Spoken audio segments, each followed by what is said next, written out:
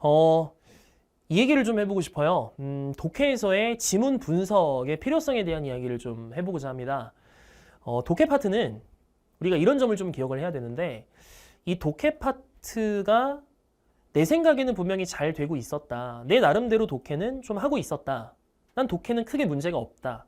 라고 생각을 하다가 7, 8월에서 9월쯤으로 난이도 있는 실전 단계를 넘어가면서 독해 뭔가 잘못된 것 같은데 라고 느끼시는 그런 수험생분들이 꽤 많아요. 자, 그래서 그 원인, 그렇게 되지 않게 하기 위한 방법과 그 원인에 대한 이야기를 좀 해보고자 합니다. 자, 이 독해 파트라고 하는 것은 이 분석 작업이라는 게 되게 중요해요. 단순히 내가 지문을 그냥 읽고 맞췄으니까 나 잘했다 라고 하는 게 아니라 못하면 못한 대로, 잘하면 또 잘한 대로 여러분들은 분석 작업을 항상 하셔야 됩니다. 당연히 내가 문제를 틀렸으면 내가 어디에서 틀렸지? 내가 지문을 어디를 잘못 읽었지? 라는 것에서부터 우리가 그 리뷰를 시작을 해야 되는데 피드백을 받아야 되겠죠. 근데 보통 내가 맞은 지문에 대해서는 피드백을 잘 안 하고 넘어가요. 왜냐하면 내가 맞췄으니까 나는 제대로 읽었어. 그러니까 얘는 따로 리뷰하지 않아도 돼. 라고 생각을 하는 경우가 거의 대부분이기 때문이에요. 근데 독해는 그러지 않습니다. 독해 파트가 특히나 이제 어려운 게 독해 파트가 참 이게 힘든 게 결심하기가 참 힘든 건데 일단 내가 정답을 맞으면 맞은 것에 대해서 확인하기가 사실 쉽지 않죠. 지문도 길기도 하고 그거 분석하기가 사실 귀찮기도 하잖아요. 근데 그 귀찮은 분석이 독해력 향상의 첫 시작입니다. 그래서 맞아도 내가 제대로 된 수업 시간에 배운 걸 그대로 적용해서 최대한 수업 시간에 배운 게 적용이 되면서 맞았는지 아니면 배운 거에 대한 생각은 안 하고 그냥 감으로 단어 콕콕콕콕 찍어서 그냥 운 좋게 맞은 건지 그걸 여러분들이 철저하게 분석을 해야 돼요.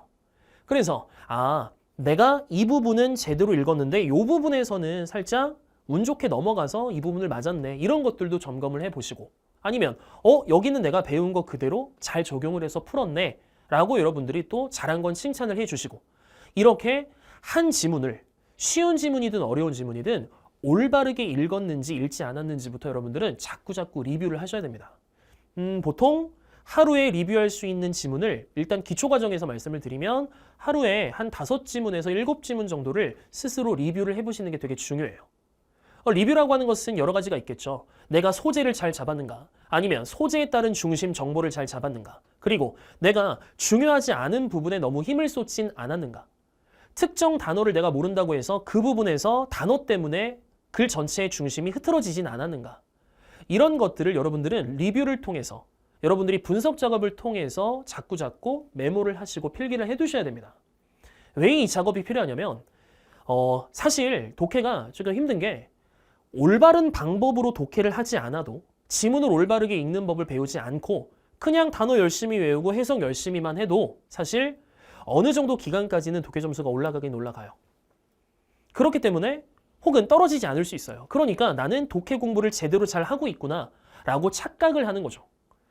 착각을 하다 보니 리뷰의 필요성은 당연히 줄어들게 되고 그냥 기존의 방식대로만 풀게 되고 그리고 귀찮은 부분은 하지 않고 이렇게 되다가 그게 누적돼서 쌓이다가 실전 과정이나 기출문제 푸는 과정에 가서 그때 가서 아차하고 깨닫는 겁니다. 그러니까 여러분들은 지금 여러분들이 잘하고 있는지 잘하고 있지 않은지를 단순히 정답을 내가 맞췄는지 맞추지 않았는지로 기준을 두고 판단을 하지 마시고요.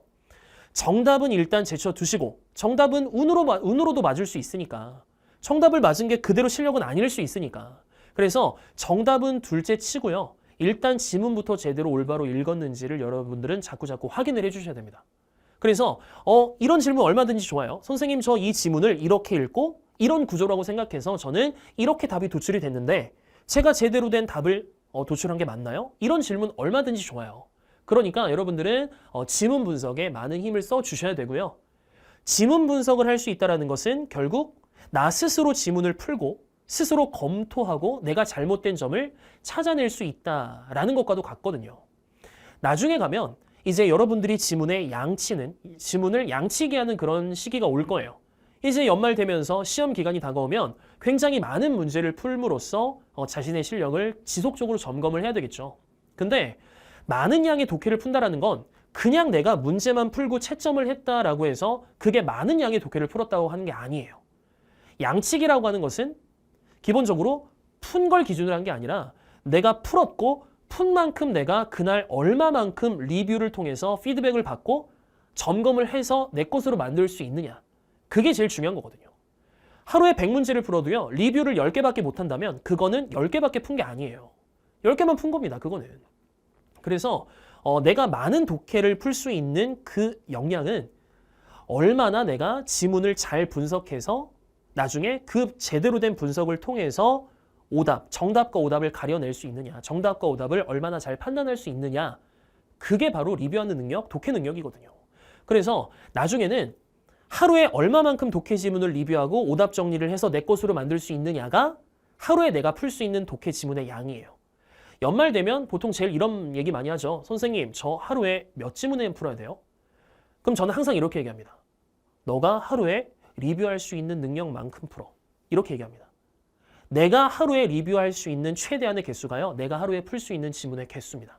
그렇기 때문에 나중에 리뷰를 잘 하기 위해서라도요. 지금은 정답 자체에 맞추는 거. 정답 자체에 우리가 급급한다기보다는 맞은 것도 제대로 맞았는지 혹은 혹시 찍어서 맞은 건 아닌지 지속적으로 고민하시고 계속 반복 고민을 하시면서 지문을 하나둘씩 나의 것으로 만들어가는 그 과정이 반드시 필요합니다. 그래서요. 절대 정답에만 치중하지 마시고 지문 분석에 힘쓰는 거. 그거 말씀드립니다. 아시겠죠? 자, 그러면 우리가 이 지문을 통해서 어떻게 우리가 지문 분석이 중요한지를 여러분들께 설명을 한번 해보도록 할게요. 자, 한번 같이 봐볼까요?